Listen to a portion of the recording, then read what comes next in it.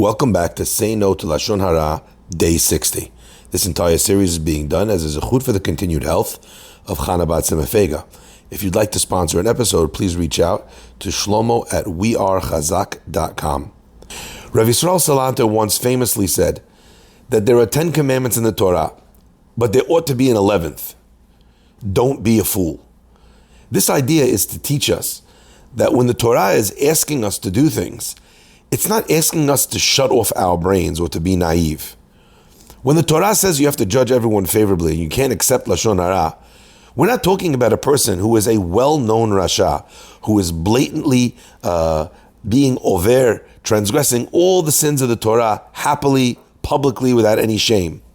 If someone tells you about someone who brags about not eating kosher, that they ate non-kosher, there would be no obligation to discard that or not believe that Lashon Hara. There would be no obligation to judge him favorably because it's something that is well known. This person is famous almost for his wickedness. However, the Chafetz Chaim says this idea that there's no obligation to act as if what you're hearing is not true with regards to a Rasha.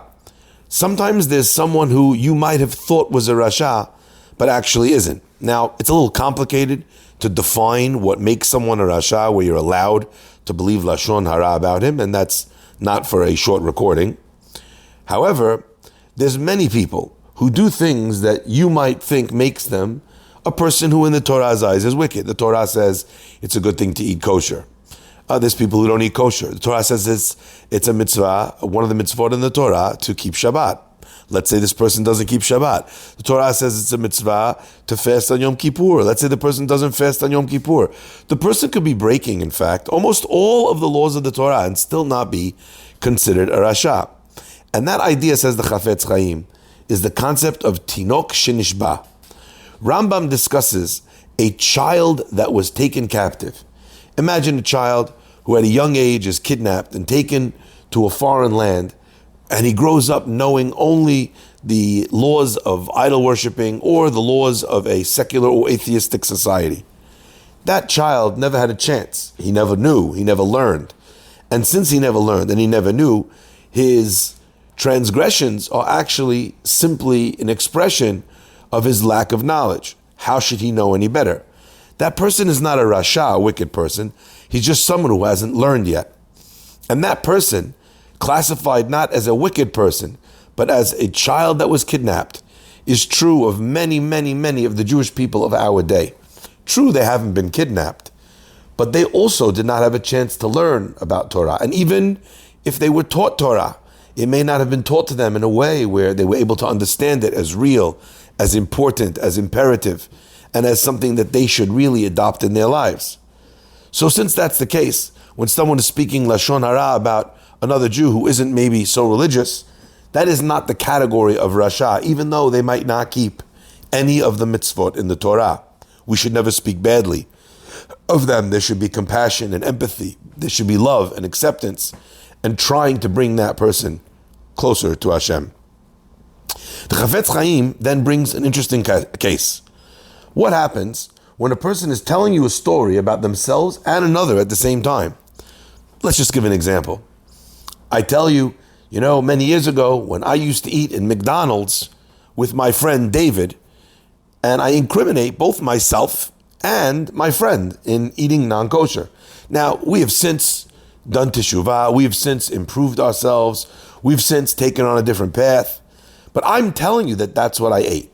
So you can believe me when I tell you that about myself, but the halacha is that you can't believe the second part of the story, that I was sitting there with my good friend Dave. Because Dave is another person who has not spoken about himself.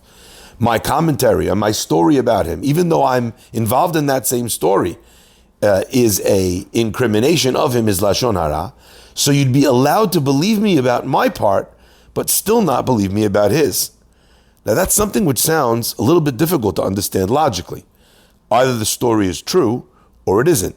How is it that I can't believe you for one part, but I can believe you for the other? And on that, the Chafetz Chaim explains something so powerful. He explains that the halakha tells you what you can and can't believe. And a person needs to work to adapt the way they look at the world through the lens of the Torah's commandments and its halachot. So when the Torah says to you, I can't believe part B of the story, at that point, my brain says, nope, I don't believe this.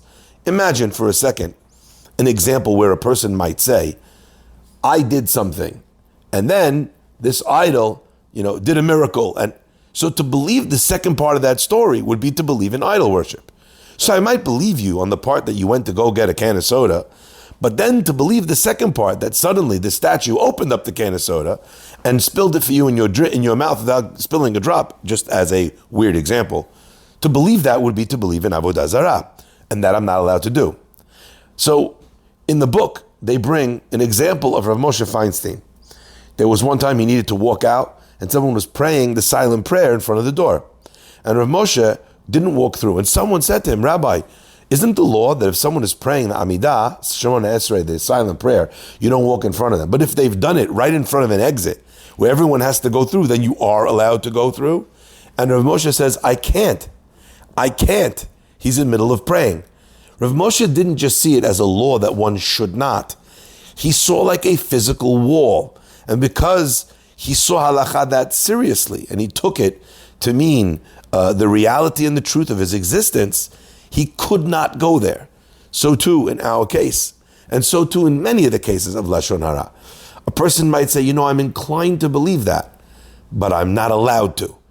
And to repeat that to themselves, to the point where they take control over their own mind and what they believe, and say to themselves, I can believe part of a story, but not the other.